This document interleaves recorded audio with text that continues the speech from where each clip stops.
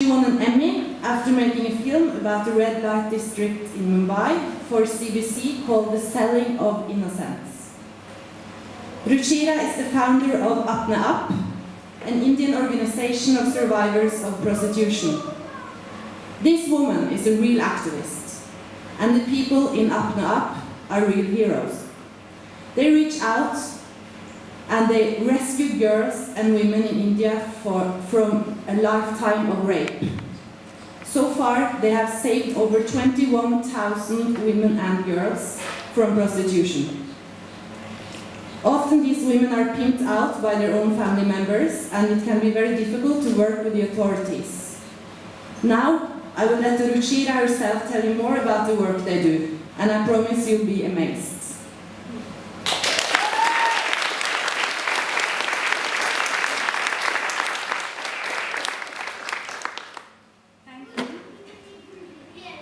After such a flattering introduction, I hope I live up to your expectations.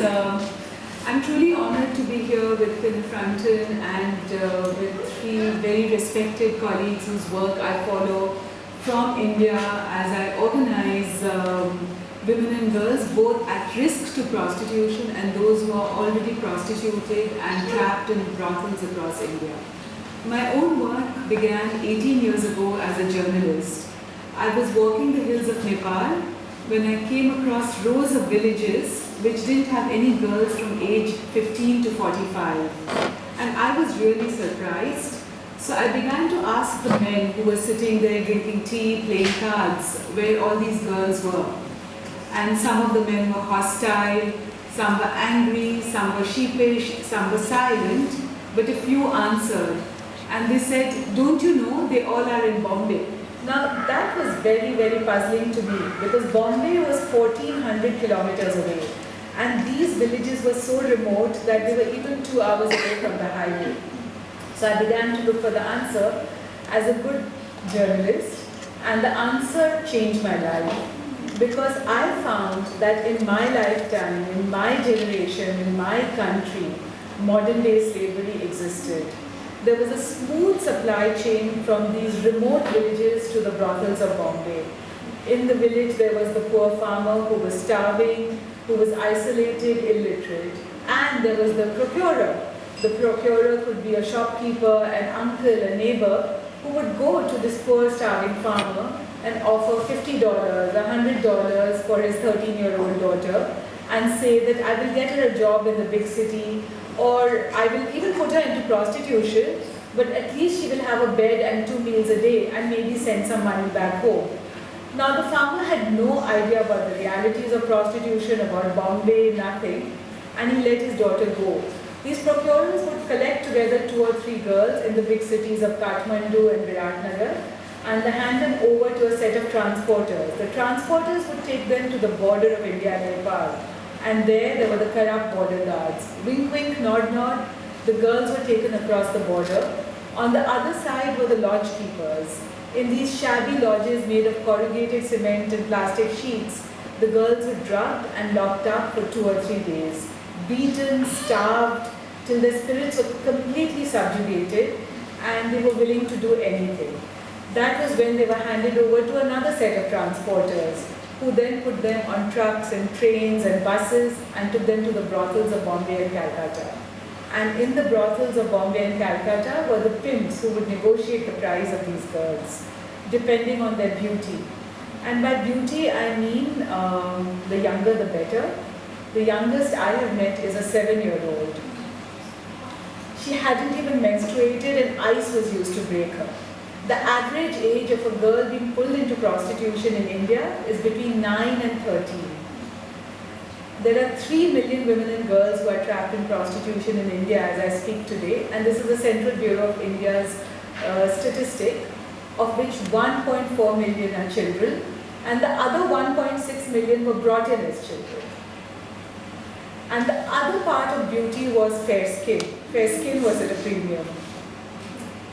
These girls were then handed over to the pimps, who would give the money to the man who had transported them. Depending on their beauty and age, they were given $200, $300, $500. Voluptuous girls were more welcome, docile girls were more welcome, more sought after. And then the pimp would hand over these girls to the brothel managers. The brothel managers would lock up these girls in small rooms with iron bars in the window for the next 5 years. And there these girls were brought out for 8 or 10 customers every night. Each customer would pay 30 cents, $1, for virgins more, and as the girls grew older, less. And behind the brothel managers were the landlords, behind the landlords the money lenders or the financiers, and behind that the organized criminal networks. I spent years researching this, nearly 2 years, ended up making a documentary called The Selling of Innocence on this. I won an Emmy for Outstanding Investigative Journalism, but the process of making the documentary changed my life. Because I had never seen this kind of deliberate exploitation of one human being by another. As a journalist, I'd covered war, I'd covered famine, I'd covered hunger, I'd covered caste conflict, but I'd never seen this kind of exploitation. As a woman, as a journalist, as a citizen of India, of the world, I was angry, I was humiliated, I was outraged. So I made the documentary, won an Emmy, and on the night that I was in New York taking my award, I felt the Emmy was not enough and journalism was limiting. So I quit journalism and decided to do something about this issue. I didn't know how. I wasn't a social worker, I wasn't a lawyer, I wasn't a doctor. But I went back to Bombay, to the 22 women in prostitution who had told their stories in my documentary, to ask them what can we do. We sat together in a circle, very much as we are sitting here together, and I asked the women, what should we do? And the women said, oh, let's start an NGO. So I said, but I don't know how to run an NGO. So they said, but you know how to read and write. You know how to access people with power. You can get money. So those are the things you can do. We know nothing. So then I reminded them.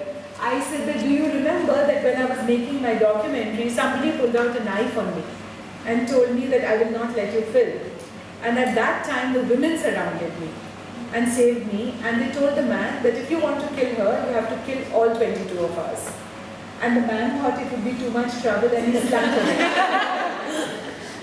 And I said, we can form circles and we can rescue each other.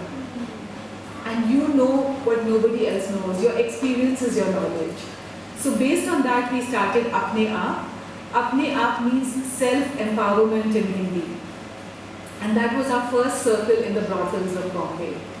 And I asked the women, I said, what should be the mission of the organization? What should the goals be? And it was very, very clear to them. They said the mission should be to create, our vision was a world in which no human being is bought or sold. A girl, a boy, a man or a woman, anybody. And with that vision, then we fine-tuned our mission, which was to end sex trafficking. And under that, we decided, how do you end sex trafficking? What do you do? They said, let's dismantle the system of prostitution. Because trafficking is just a process. Prostitution is the outcome. And I asked them, I said, but then how do we dismantle the system of prostitution? And they said something to me in Hindi. They said, as long as there is a customer, there will always be prostitution. Because somebody will want to make a profit out of it. So we have to stop the customers. And we have to stop the traffickers.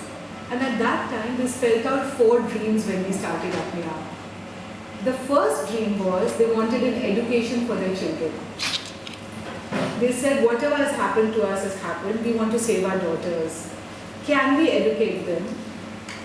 The second dream was, they said they wanted a job in an office.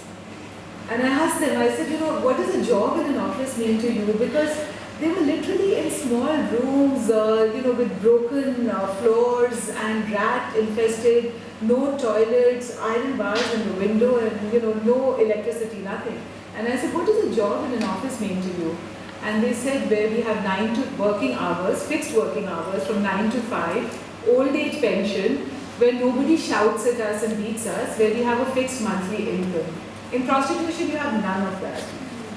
The third dream, they said, was that they wanted, funnily enough, a room of their own. I was an English literature student and I couldn't understand that, so I thought I was hearing wrong, that I'm listening to a prostituted woman in a brothel in Bombay and she is saying she wants a room of her own, like Virginia Woolf, but she was saying that. And I said, what is that?